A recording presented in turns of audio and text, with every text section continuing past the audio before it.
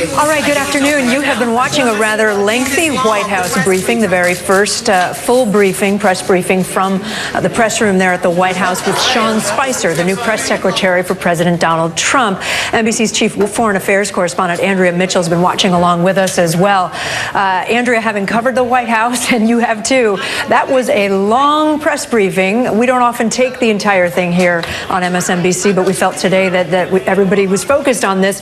Give me some of your headlines. Well, first of all, he came out with a joke, with a lighthearted reference to the fact that Josh Earnest would still be the most popular, and that his record of popularity would stand, that he messaged him last night. He attempted to fix. I think it was a reboot. It was, a chance to start over, frankly, a do-over. And it was substantive. It was responsive. He took lots of questions. He said that he intended to tell the truth, which is an important line to draw, saying that they may occasionally come out in haste and answer things incorrectly and have to fix it, but that he is dedicated to telling the truth. And that was an important question that had been raised by his performance on Saturday, and of course by what Kellyanne Conway said to Chuck Todd on Meet the Press when she, talked about alternative facts.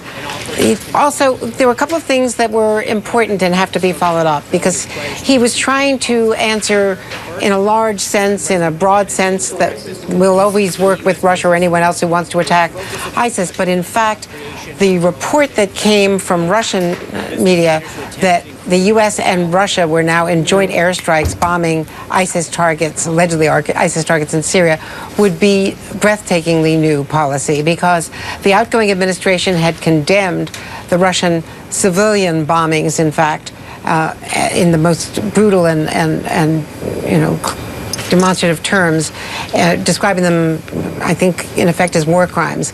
And there was an immediate denial from the field, from an officer in the field for the coalition, saying that that was Russian propaganda. So that needs to be followed up and fixed in particular. Also,